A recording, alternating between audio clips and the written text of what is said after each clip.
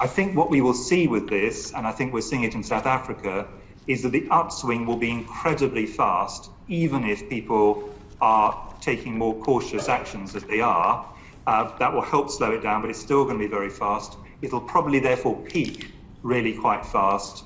My anticipation is it may then come down faster than previous peaks, but I wouldn't want to say that for sure. I'm just saying that that is a possibility. But in terms of where we're going over the next couple of weeks, the rate of increase is going to be, I think, fairly impressive.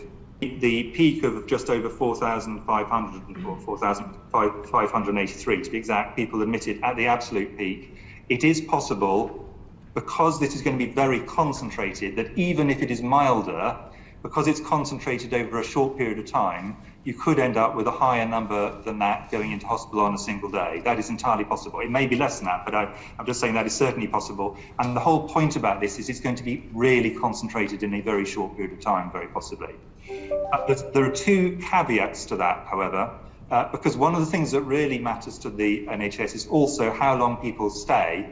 And if, for example, people stay in hospital for a shorter period because they're protected by prior vaccination, that means that the total number could still be lower, even if the peak number per day is going up is higher. To make really tough economic and social decisions, there are some really key bits of information we do not yet have.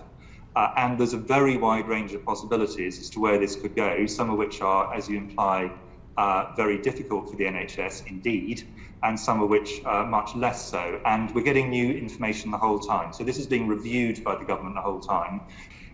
If I project forward, I would anticipate in a number of years, possibly 18 months, possibly slightly less, possibly slightly more, that we will have polyvalent vaccines, which will cover a much wider range.